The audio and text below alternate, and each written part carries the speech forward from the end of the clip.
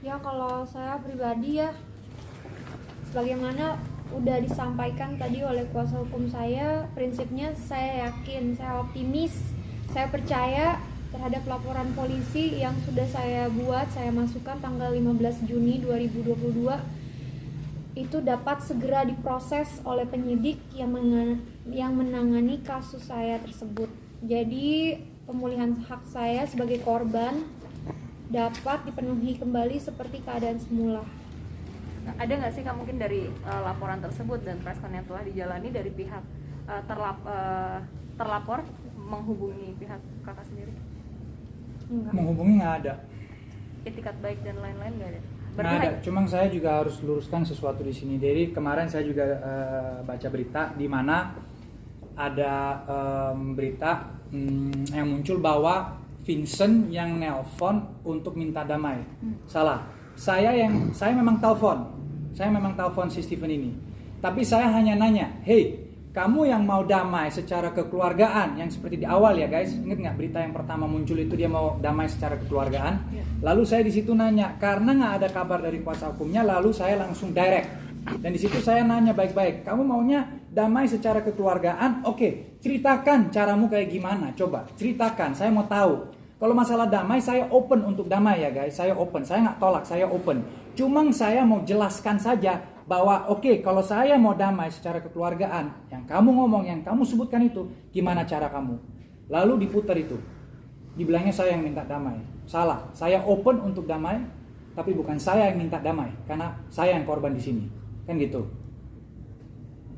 Jadi ya itu yang kemarin yang tadi pertanyaan itu apakah ditelepon? Tidak, tapi saya yang telepon, ya itu betul. Tidak ada komunikasi segala macam, tiba-tiba didatangkan somasi. Pak Jidal sendiri gimana? Ya kaget, maksudnya tujuannya apa gitu loh. Saya sendiri sebenarnya nggak paham ya soal hukum kayak gini gitu. Jadi kalau masalah hukumnya nanti bisa dijelasin sama Bang Roli. Ya. Jadi memang kalau teguran dari mereka ya kembali lagi kita ke isi substansi dari somasi yang mereka kirimkan kan begitu. Kapan dikirimkannya Bang? Dikirimkan pada 5 Agustus 2022. Dan di sini juga kita mau luruskan. Di sini dia memberikan waktu 3 hari karena kan dimuat juga di media. Kita tidak menanggapi lah, belum menanggapi lah kan begitu. Tidak ada satu keharusan kita untuk menanggapi surat somasi. Kecuali kalau kita dipanggil oleh penyidik, ada pro justisia demi keadilan, nah itu kita baru menghadap. Sedangkan apa kan begitu? Kita sama-sama law firm gitu. Kalau memang pihak lawan tidak mau menanggapi haknya dia, tinggal buktikan saja bila kamu dirugikan dari sisi pidana apa, perdata apa kan begitu. Kita disclosure aja gitu, terbuka aja. Dari laporan yang sudah dilaporkan ke kepolisian, saat ini sudah sampai di mana? Kita baru mau berkirim surat lagi untuk meminta SP2HP-nya. Surat perkembangan hasil perkaranya sampai di mana. Memang saksi-saksi fakta, saksi korban juga sudah diperiksa semua. Dan kita akan menanyakan juga nanti berkoordinasi dengan penyidik yang menangani apakah memang sudah dilakukan gelar perkara. Tapi kami yakin, percaya gitu bahwa kami optimis bahwa penyidik di Polda Metro juga ketika sudah menerima laporan polisi kami tersebut akan dapat bertindak ya sesuai dengan hukum dan kewenangan yang berlaku. Itu saja. Mas Vincent dan ada merasa apa ya, janggalan lagi kah dari kasus ini, seperti kayak tadi sempat ngomongkan akhirnya ada pemutarabalikan fakta ya. Lucu bagi saya. Balik lagi yang akan berbicara suatu saat itu kan kita kan yang cari kan fakta. Biar saja dia mau ngomong A B C D apa segala, balik lagi. Kita di sini kan ada materi, kita kan ada fakta, kita kan ada bukti. Kalau memang tidak berasa bersalah, baliklah ke Indonesia, kita gelarkan bukti kita semua, kan begitu. Jadi mau balik lagi apakah itu saya tersinggung atau apa segala, enggak, menurut saya itu lucu. Berita itu diputer-puter apa segala, buktinya ini semua bukti kita di sini loh, ada di sini. Berarti bisa dikatakan masih berkelit ya Bang, walaupun dengan bukti-bukti sudah cukup dan saksi-saksi juga sudah cukup, masih tetap berkelit dia untuk kasus ini kah atau seperti apa? Dalam substansi bagaimana? Berkelitnya dalam substansi yang bagaimana, Pak? Ya tadi seperti kayak memutarbalikan cerita perihal itu. Bukan, ya jadi begini, intinya kita tetap kembali pada substansi perkara ya. Terhadap perkara yang klien saya sebagai korban sudah melapor, itu sedang diproses kan begitu. Kemudian apabila dia menduga kan begitu, ada pencemaran nama baik, itu memang bebas, menduga itu boleh. Tetapi perhatikan tadi yang seperti saya jelaskan, hukum formilnya ada SKB Menkominfo. Ada perkap juga yang mengatur bagaimana tata pelaksanaan hukum acara pidana tersebut. Tetapi saya melihat dalam somasi ini tidak disclosure begitu loh. Padahal ini berkaitan. Ini yang bertanda tangan Kapolri dengan Jaksa Agung. Boleh dicek. Kan begitu kan? Terkait dengan implementasi tertentu terhadap pasal 27 ayat 3 UU ITE. Disebutkan begitu loh. Nah ini keputusan bersamanya. Sengaja saya siapkan memang dokumennya.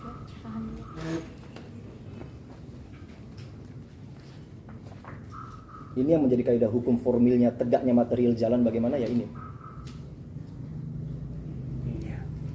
Pak Jedar, sebagai seorang pebisnis juga, mungkin dengan adanya kasus ini jadi trauma atau kapok nggak sih Kak? Iya, trauma dan kapok. Ini momen-momen dimana sebenarnya saya harusnya seneng ya, karena kan saya masih baru lahiran, punya bayi gitu. Tapi dihajar dengan musibah ini bikin saya masih sampai semalam aja saya masih nangis terus gitu.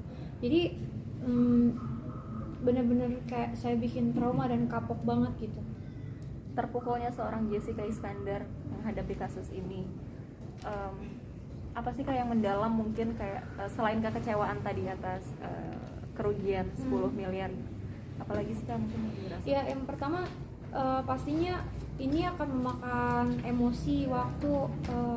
Saya jadi harus bolak-balik Jakarta Bali, saya harus ninggalin anak saya di Bali, saya juga mesti bawa kemana-mana bayi saya gitu kan. Itu yang paling pertama gitu. Yang kedua ini udah ganggu orang tua saya juga. Kemarin papa saya sampai jatuh di kamar mandi karena ikut stres gitu. Jadi saya selain itu juga keluarga, anak, waktu, terus saya secara hati juga sakit gitu karena saya ngerasa saya disakitin karena ini kan saya sama dia udah kayak teman gitu, saya udah percaya dia gitu, tapi dia bisa melakukan ini ke saya tuh saya nggak habis pikir gitu. Di momen-momen dimana saya harus bahagia, saya jadinya nggak tahu gitu, kayak blank gitu, kayak nggak tahu harus ngapain gitu. Sebabnya apa sampai dia bisa melakukan itu gitu loh. Sampai istri saya buat salah apa sampai dia begini. Upaya hukum lain Bang mungkin dari sisi yang lain? Kami sampai pada saat ini masih bersepakat dan kami meyakini melalui laporan polisi ini tetap akan berproses. Maka kami juga nanti akan berkoordinasi terus dengan tim penyidik yang menangani perkara ini. Karena kami meyakini ketika laporan polisi tadi terbit itu sudah menjadi legal standing yang begitu kuat bagi kami untuk meneruskan dan mengawal kasus ini. Yang lain anak Rena. Pangeran. Tapi kabar mobilnya sendiri nggak ada info, mungkin kita apakah kembali dijual apa seperti apa gitu Pak Jedar? Belum tahu. Sama sekali. Maksudnya udah dikasih somasi tapi dia nggak ngasih keterangan. Tidak. Gitu. Balik lagi itu kita serahkan kepada aparat kepolisian untuk disidikin dan untuk cari tahu mobilnya berada di mana. Berarti sama sekali sampai detik ini belum melihat kendaraan itu ya Bang? Sama sekali dari awal itu begitu memberi uang bisnis itu dengan travel sama sekali tidak melihat. Oh enggak, lihat kan kita pakai mobilnya, kan mobilnya datang kita cek, kan kita kan di sini kan nggak serahkan uang, kita kan di sini objek yang datang kita cross check, oh objeknya ada, mobilnya bagus, oke masih aman, oke baru diambil kayak gitu. Kita itu objek yang kita pakai. Selebihnya ya udah habis itu karena disewa. Nah, sesudah pokoknya setelah ini terjadi kita nggak tahu mobilnya berada di mana dan di tangan siapa. Saat ini keberadaan si terlapor ini kan ada di Singapura ya. Itu tahu nggak sih? Itu yang ya diduga, kita duga itu ya kan. Tapi entah itu benar atau tidak kita belum bisa yakin, memastikan itu belum. Kita bantuan KBRI nggak sih Bang Stephen?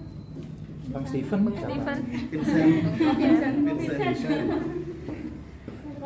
beda loh aja saya sama